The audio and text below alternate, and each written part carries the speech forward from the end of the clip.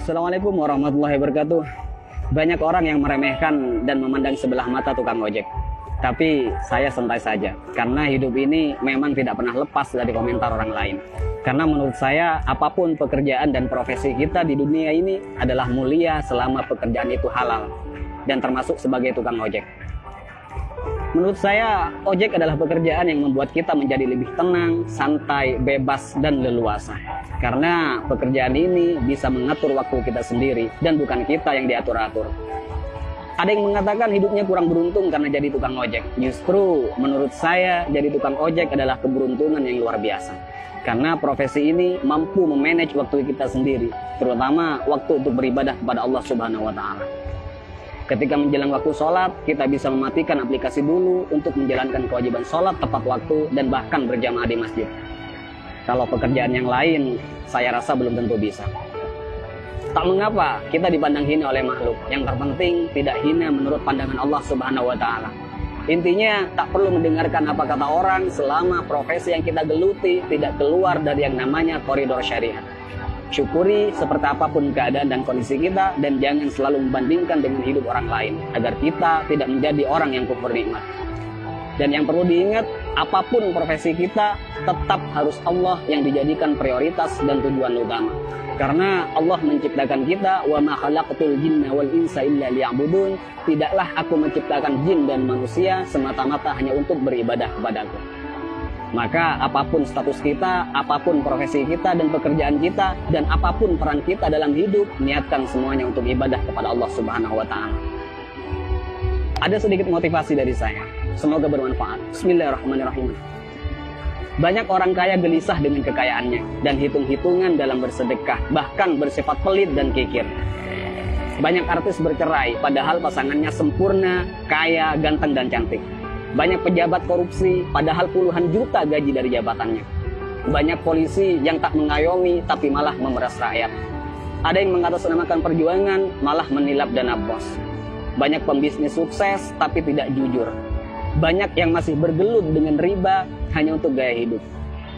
Ada yang menguasai banyak ilmu agama, tapi gemar bermaksiat dan tak mengamalkan ilmunya.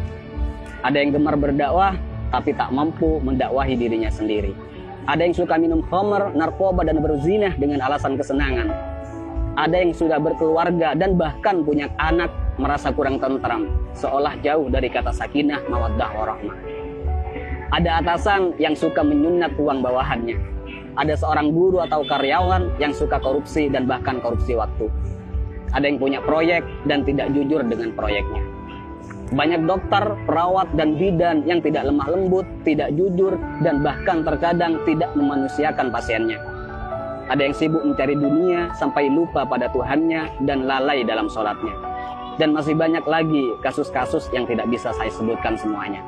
Mari kita berpikir, kenapa mereka demikian? Karena dalam hidupnya bukan Allah yang mereka jadikan prioritas dan tujuan utama.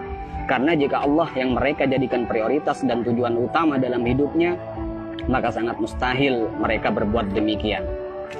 Wa may yuhajir fi sabilillah yajid fil ardi muraghaman katsiran wa sa'a. Ayo kita berhijrah. Karena ketika kita berhijrah dan lalu Allah kita jadikan prioritas dan tujuan utama dalam hidup, maka Allah akan meluaskan rezeki dan kelapangan hati untuk kita. Dan ketika hati kita sudah lapang dan luas, maka sebanyak apapun persoalan yang kita hadapi dan sebesar apapun masalah yang menimpa kita, kita akan tetap tenang menyikapinya. Karena hati kita lebih lapang dan lebih luas dari masalah yang kita hadapi. Tapi jika dalam hidup bukan Allah yang kita jadikan tujuan utama, maka hati kita akan sempit. Jadi sebanyak apapun harta kita, setinggi apapun pangkat dan popularitas kita, semua malah tak akan henti menggelisahkan dan bahkan membingungkan. Karena hati yang sempit tak akan pernah merasa cukup dan bahkan akan menjadikan kita sebagai budak dunia yang tak akan pernah ada puasnya. Jadi sekali lagi buat teman-teman, tak usah malu apapun profesi dan pekerjaan kita.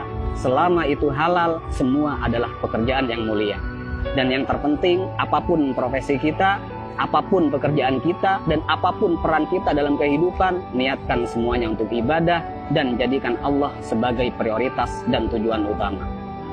Dan jika kita galau, gelisah, sedih, gundah gulana, hati tidak tenang, maka perlu kita cek, pasti ada kesalahan dan maksiat yang kita lakukan.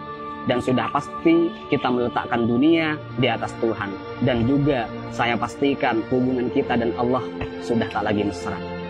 Jadi kesimpulannya, tolak ukur ketenangan dan kebahagiaan bukanlah kekayaan, bukan jabatan, dan bukan popularitas. Tapi tolak ukur ketenangan dan kebahagiaan adalah tergantung di mana letak Allah di hati kita. Assalamualaikum warahmatullahi wabarakatuh.